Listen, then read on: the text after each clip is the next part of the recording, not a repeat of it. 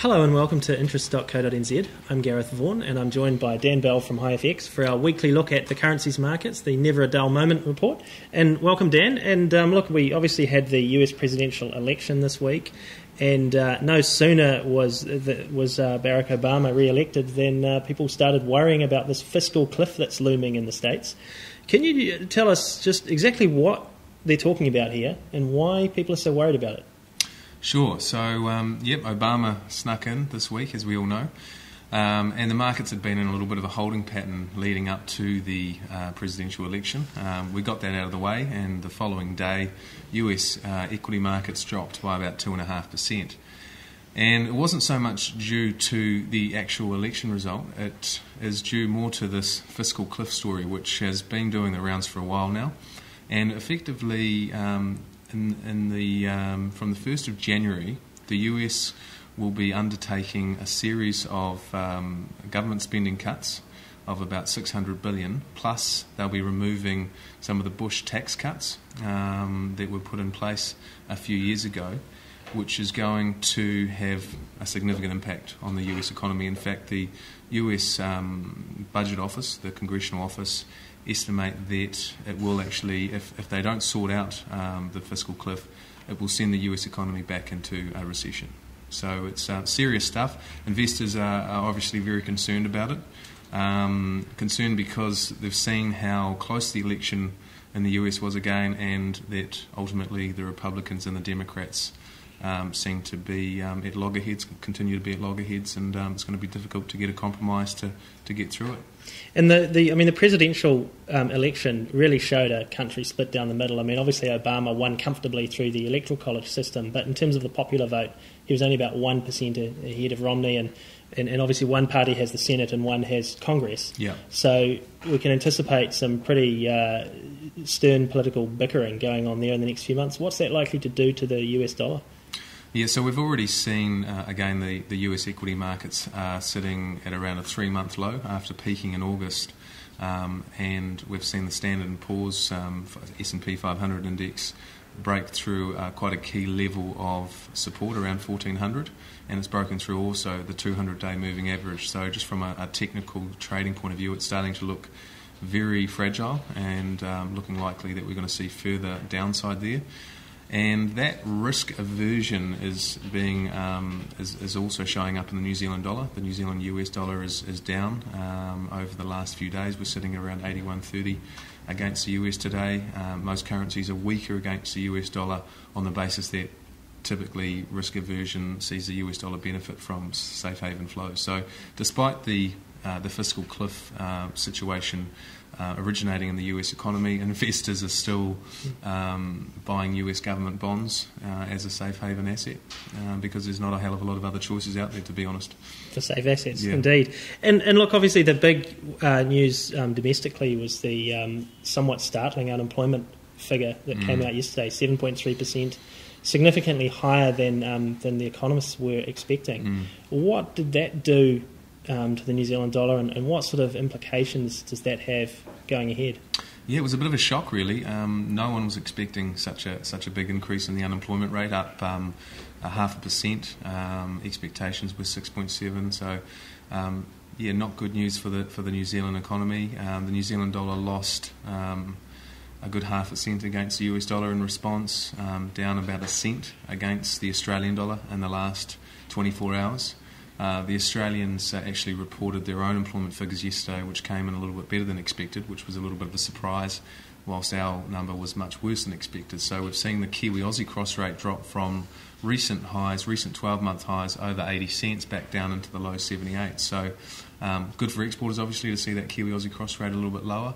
The employment number yesterday has, again, stirred the market's interest around a potential Reserve Bank of New Zealand rate cut. Most economists locally still don't think that the RBNZ will cut interest rates.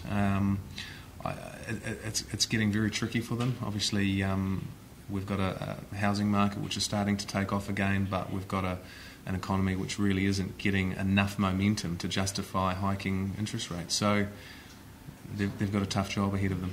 And obviously, throwing into all of that as well, the new governor, Graham Wheeler. I mean, his language to us has sounded a bit more hawkish than Alan Bollard's did. Mm-hmm. So, I mean, do you get the impression from him that he's inclined to cut? Well, in that speech a couple of weeks ago, he made some comment that he could use the monetary policy to have an impact on the currency. It's a difficult one. I can't really say. He's got a very tricky job. People talk about printing money or cutting interest rates. There's a lot of things that he's going to have to balance.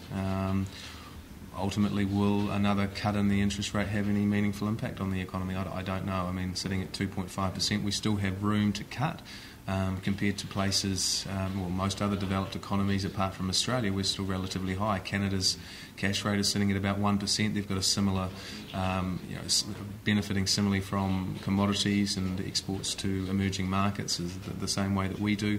They've also got a reasonably hot property market. So, yeah, I think he's got a very challenging job ahead of him because, as we all know, the Auckland property market particularly has really started to take off again, and obviously they don't want to see that. Now, you've also picked out an interesting piece of news that occurred this week and hasn't received a lot of coverage, and that was a current account deficit in Japan for the first time since 1981. Yeah. Yeah. Now, what caused that? Yeah. So September, Japan reported its first current account deficit since 1981 on a seasonally adjusted basis, which is quite remarkable because Japan has always been, not always, it's for the last 30 years it's been very export-led, so it's been earning a lot of income from its exports, which has been helping it to fund its own deficit.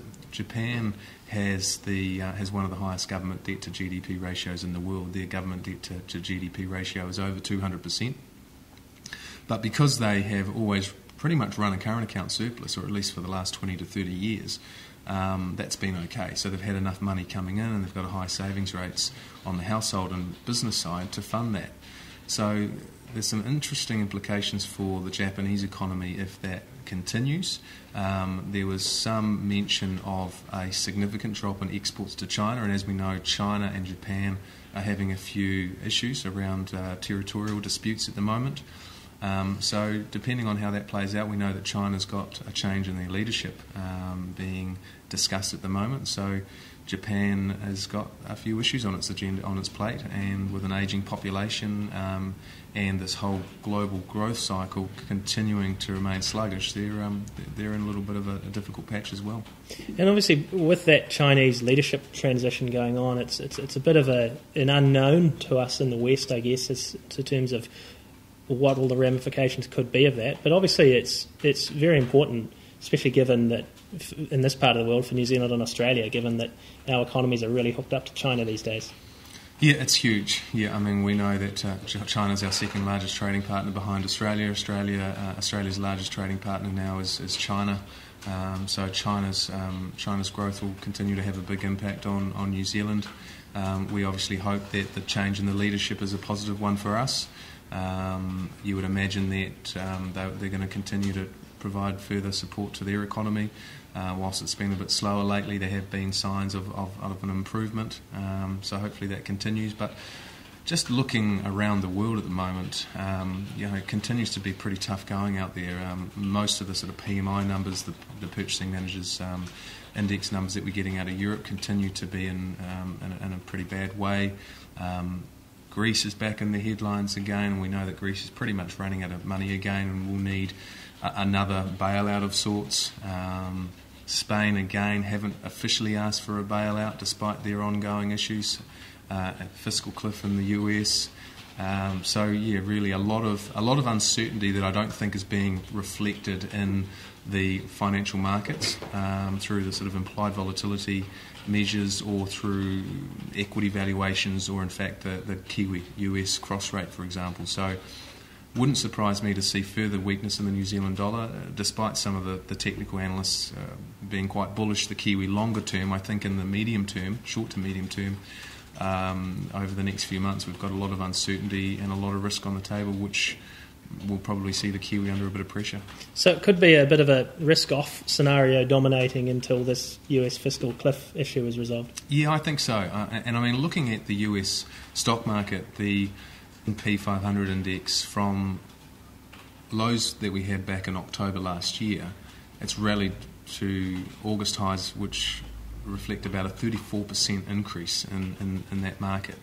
And a lot of that has obviously been supported through central bank stimulus measures, the Fed with their QE policy approach, and the European Central Bank with their own form of money printing. Now, the ECB announced monetary policy last night. They haven't made any put in any additional measures, stimulus measures, so it looks like they are just going to continue to see how things play out there. And as far as the Fed are concerned, well, we know what their agenda is, and if things get worse in the US, you'd imagine that they're only just going to start printing more money. So on one hand, you've got the potential for further quantitative easing out of the US, which will be negative for the US dollar, but in the short to medium term, risk aversion, I think, will be a bigger threat or a bigger issue, which is going to have a bigger impact. Thanks for that, Dan. That's Dan Bell from HiFX, and I'm Gareth Vaughan at interest.co.nz with another edition of our Never a Dull Moment New Zealand Dollar Report.